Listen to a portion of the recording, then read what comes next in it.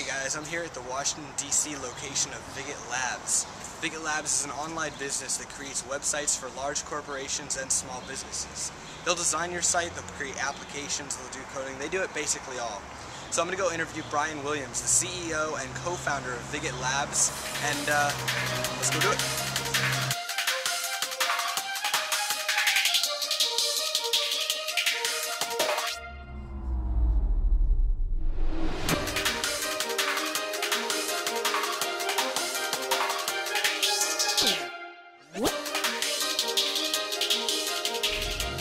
You are the CEO of Viget Labs. Yep.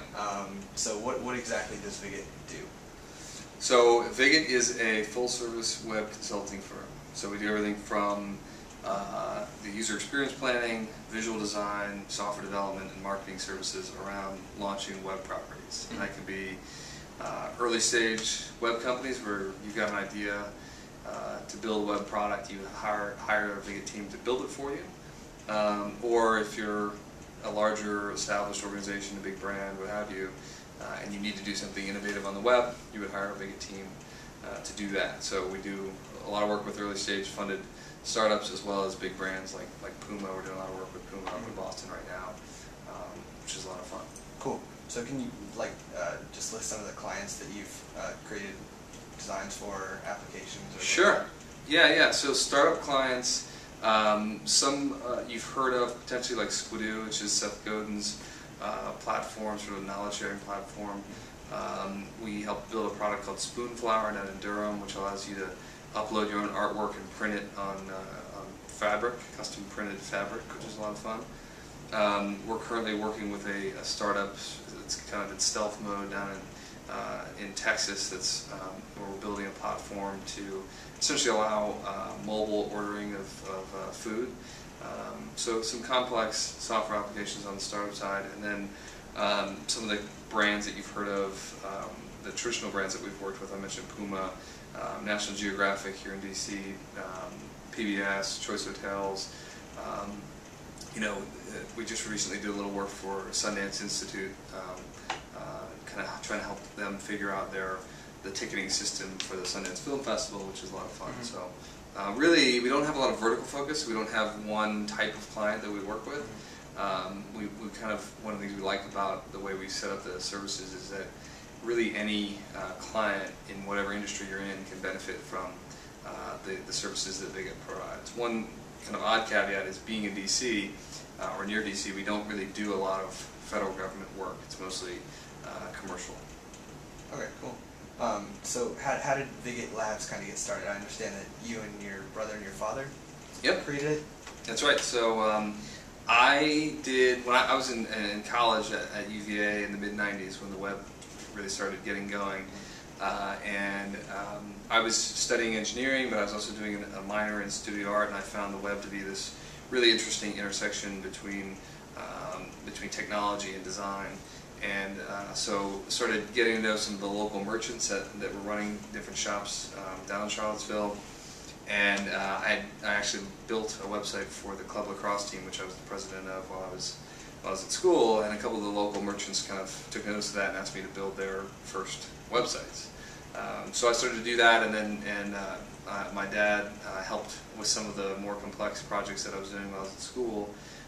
Then I went out and got a real job for a couple of years with a company where I learned a lot. That company went through an acquisition, and so that created an opportunity for us to start Viget, something I always knew I wanted to do. So in '99 we incorporated. In 2000 we really got started, and Pop was one of our early developers, and really helped kind of do some of the harder projects that we started out with. So Andy's my business partner and brother, so we kind of have an interesting dynamic there. But it's great to work with family if you're able to do that. In fact, our sister Emily is our head of recruiting, based down in Durham as well. So yeah, that's cool, and it's it creates I think a good atmosphere at Viget, but it's definitely not your traditional family business. I mean the emphasis is on the staff and creating a great place to work for everybody, and I think we've been able to have a lot of good success at hiring really great people. Cool. You guys have just this location or more than one? We have more than one. We have the Durham office has it down in North Carolina, has 15 people in it right now. We actually have one person who's based out of New York City, and the rest of the staff is here in Falls Church. Interestingly, this isn't totally public yet, but we actually have a guy who's moving to Boulder next month. So at the end of July, as of the end of July, early August, we'll have a presence in Boulder, Colorado as well. Haven't really talked that up much yet, but we're excited about that. The goal in the long run is to have an office in Boulder similar to what we've done in Durham. Cool. And how many people work here in the Falls Church office? About 24, 25, so we've got about 40 overall. Okay, cool. If you can like describe the process of creating a website or like talking to the people and figuring out what they want and everything. That's a complex question. How long do you have? You want to all stay all day? Whatever. We got just a short, quick answer. Yeah. It really depends. Every project's different, right? So, especially because Viget can do everything from concept to launch and support, but every client comes to us with a different problem. So if you're a startup and you really have an idea on the back of a napkin, that's one way.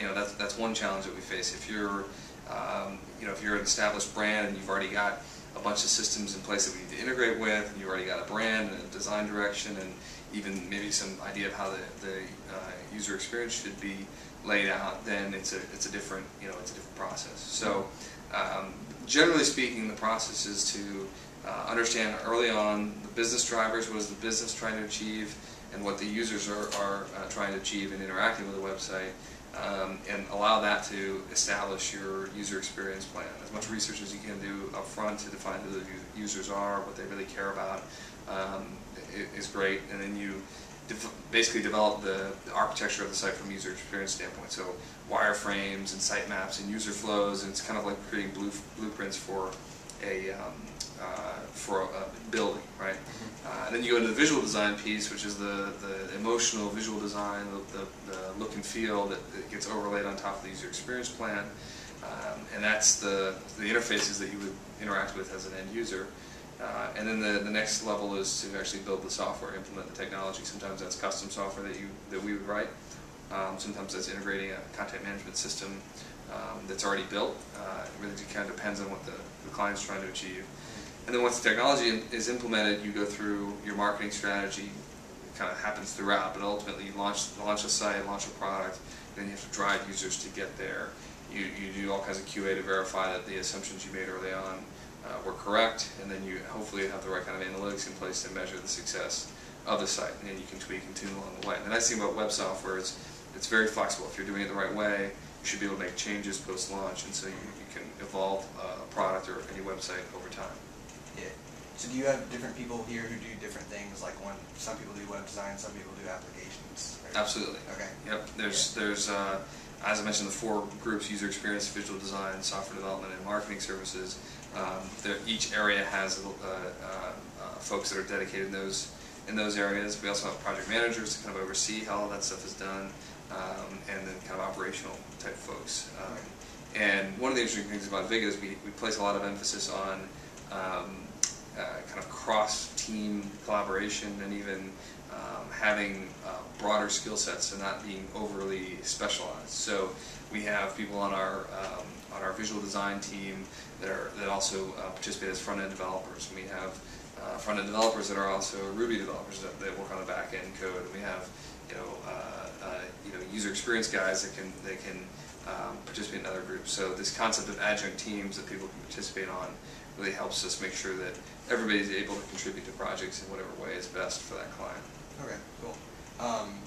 Also, the name Viget, where does that come from? What does it mean to you? Or?